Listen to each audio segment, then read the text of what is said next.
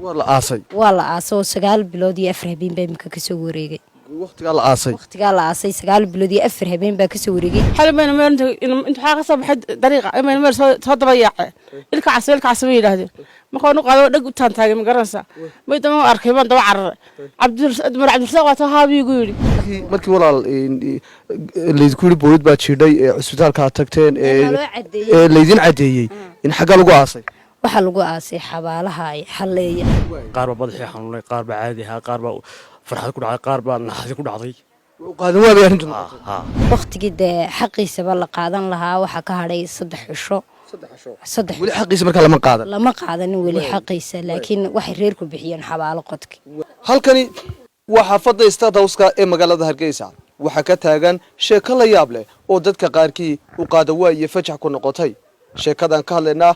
waa sheekada Cabdirasaaq Ilkacsi oo 9 bilood iyo 4 casho ka hor lagu aasay xabaalaha haleeya ee magaalada Hargeysa kaasi oo ay qoyskiisii sheegeen uu gaari booyadii jiiday isla markaasina laga heshiiyay diyadiisii loona balansanaa in 3 casho kadib diyadiisii ama magtiisiba la kala qaato xalay ayaa goor habeenimo Cabdirasaaq halkan yimi oo xaafadooda yimi arrintaasi ayaa waxay fajax iyo ama ka ku noqotay qoyskii iyo sidoo kale dadyowga kala duwan ee xaafadani ku nool haddaba sheekadan iyo siday u dhacday balayaan ka wareysan doonaa qoyska waxaana barbarkayga taagan Ruweyda oo kamid ah qoyska Cabdirasaaq in walaal soo dhawow waan dhawahay walaal magacaaga igu bilow magacayga walaal Ruweyda Yaasin Ismaaciil baa la yiraahdaa in Cabdirasaaq mawlaalaati wala miya waxa weeyaan ahay dimaashidii baa tahay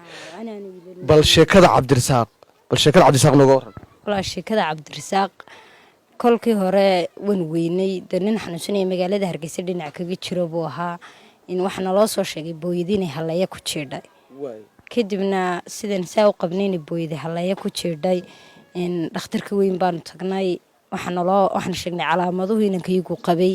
calaamadii baan looga baadho dhakhtarku ka baadhay waa laga helay kadib marxuumkii Ilaahay u naxariistay saasaan ku aasanay inankayga u qabnay waa la aasay 9 bilood iyo 4 habeen baa imka ka soo wareegay waqtiga la aasay 9 bilood iyo 4 habeen baa ka soo wareegay inaan kan u qabnay inankayagi oo dhakhtarkii sharcigu cadeeyay inuu inankaygi yahay in xalay 9:40 mirar ba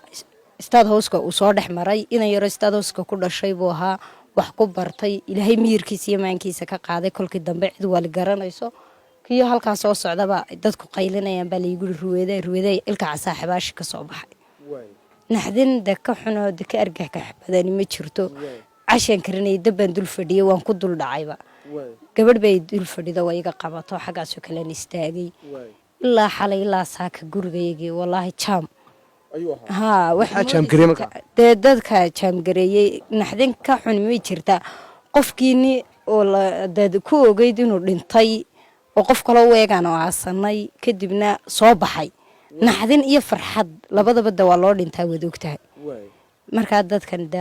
dad naxsan kuna faraxsan daraadood baa jaam gareeyay xaafadii oo cid walba leh xitaa rag kale madaxa isteeba jooga ayaa noo yimi qof walba qisada waxay ku noqotay argagax iyo yaab ay ku noqotay adigu markii uu horeysay indhaha ka qaatay qof ugu horeeyay xaafadda reerkiisa kamid oo arkina ana ugu horeeyay sidaan noqotay markaa wadisoonan ku rid naxdin daraadeed dabkii baaban ku dul dhacayba markan arkay xitaa calaamad kale uu lahaayo shaar garan casbuux iyo suwaal madow waa qof xanuunsanaya meel dhiiriya ayuu dhex gelgelimaystay anu qiyaasaan saan u qaatay gebigiisba isagoo wada dhiiriya buu yimi oo dhiirigii ma soo socdo ma soo lugeynaya dhiirigii baa walaal ku qalalay dadku saa daraadeed bay uga soo bixinayeen ay lahaayeen wuxuu ka soo baxay qabrigii xabaal buu ka soo baxo dhiiri buu lahaayo qaar baa lahaada kafantii baa abu xidhnaaba halkan noogu yimi kullidu waa qof xanuunsanaya ima wareysatay waxa ku 9 bilood ku maqnaa waan wareysanay anagii fajacba nagu taho inankayagii isagoo ahoon arkayno calaamadihii awalba aanu sheeganaan dad sharciga u sheegnay ka baadhnay oo eegno iska hubinay imikadan laftirkiisa hooyana iyo walaaliyo eheltoona ilmihiisu kama khaldamo oon eegnay ayaan weydiinay waxaan ku niri maxaa walaaliin xagaad ku noolayd wuxuu sheegay inuu berbera joogay ina ciidan baa dadkii waa la magaalada malaaqa qabtay sidoo uu sheegay meel baan ku xidhnaa buu markii walaal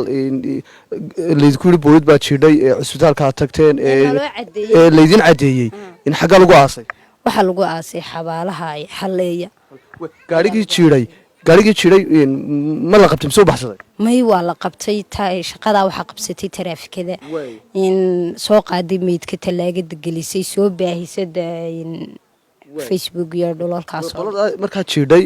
maadaamaad inankiinu qabteen ma la heshiisan idigu qoysahan markii hore haa waa lala heshiiyey waktigii dee xaqiisaba la qaadan lahaa waxaa ka hadhay 3 cisho weli xaqiisa markaa lama qaadanin weli xaqiisa laakiin waxay reerku bixiyeen xabaalo qodki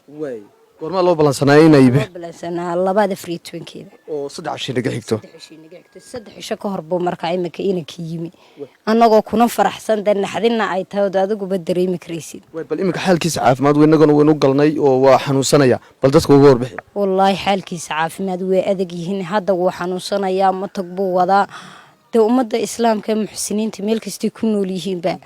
walaalkooda muslimka inay dee wixii ay tari karayaan weliba hooy ahaan iyo hadday tahay goob caafimaad ama goob dadka xanuunsanaya la geeyo lagu dhaqaaleeyo inay usoo gargaaraan walaa ilaahay baa horta wax gargaara kanana qaadi karaya ruweyday haddii imika dad badan oo muxsiniina oo wanaagga jeceli ay daawadaan oo yidhahdaan walaalkaa dhibaataysan ee xanuunsan ee muddadaa rafaadsanaa waanu caawinaynaa lambar laydinkala soo xidhiiri karo ama wax loogu soo diri karo ma haysaa haa walaa waan leenahay inkastoo walaahi habeen horuu tug noo soo dhaco moobilkan whatsappka ka isticmaalayay u qaatay garanaysaa laakiin waana haysanaa bal u sheeg dadka haa lambar haddii lagala soo xidhiiri karo 4039576 ku celi 4039576 maxaa soo baxay magaca aamina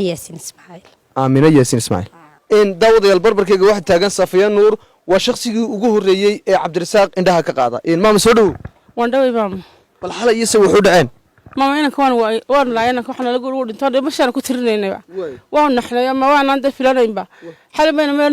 inta waxa ka soo baxay dariiqa ama meel soo daba yaacay ilka casay yiraahdeen markaan u qaado dhag u taantaagay ma garanaysa may dama arkay baan daba cararay cabdirasaaq waa taa haabigu yiri waa soo kaxay xaafadan kan hay maxaad ku aqoonsan Cabdirasaaq waxaan ku aqoonsan arkay bade ina meeriyeen Cabdirasaaq ma lahaayeen anoo hubsanayay oo Cabdirasaaq waa hooyo ilka casaygu meelaha ilka casaygu lahaa ma yaqaan Cabdirasaaq aqaanay dawa waxa lahaayeen ilka casaw waxa ku Cabdirasaaq waa taa haabigu yiri ina maraan ku leedo gurigan kan markii aad aragtay maadaama oo 9 bilood ka hor la aasay oo aad geeri ku ogeydeen maxaa dareenkiina iska bedelay adiga shakhsiyan waxa weey wallahi hooyo aan ka xanuunsanay shuban baa igu dhacay madax xanuun dawaan naxay u qaadaway kugu wallahi bilak u qaadaway ugu noqotay bal xaafadda iyo dadka xaafaddu sida arintan iyagu laftoodu arintan kaliis ugu noqotay wallahi lamidun bay haayeen waan naxnay dawaan u qaadan baa weyn hay Cabdirasaaq maadaama leeyahay qofkii hore la aasna wuu yakaa isaga ma hubsan inuu Cabdirasaaq laftiisa yahay haa marka sawir ka xalayba Cabdirasaaq baaba waan garanaya marka waan garsin Cabdirasaaq waa isagii maxamed bal xalay tolaysay wuxuu dhacay noga waran sida hadda wuxuu dhacay xalay uu la soo hormaray dibadda ilka casay ma moodaan lagu uu marka dib loo qaaday way marka hore waxa yiri waa la aslika marka dib waxa yiri waa ilka casay laftiisiiba waa loo qaaday way idinku qaadan waa ku noqotay aniga qodbo ay loo markii dambe aad aqoonsanteen inuu ilka casay yahay idinka iyo dhalinyaradii kale meesha joogay bal dareen maxay iska bedel dareenkiina dareenka wax farbadan ba iska bedelay intii taqaalisaga wax badan ba iska bedelay qaar ba madaxii xanuunay qaar ba caadi ah qaar ba farxad ku dhacay qaar ba naxdin ku dhacday qaadan waa bay arrintu waa maxamed andar MMTV Hargeysa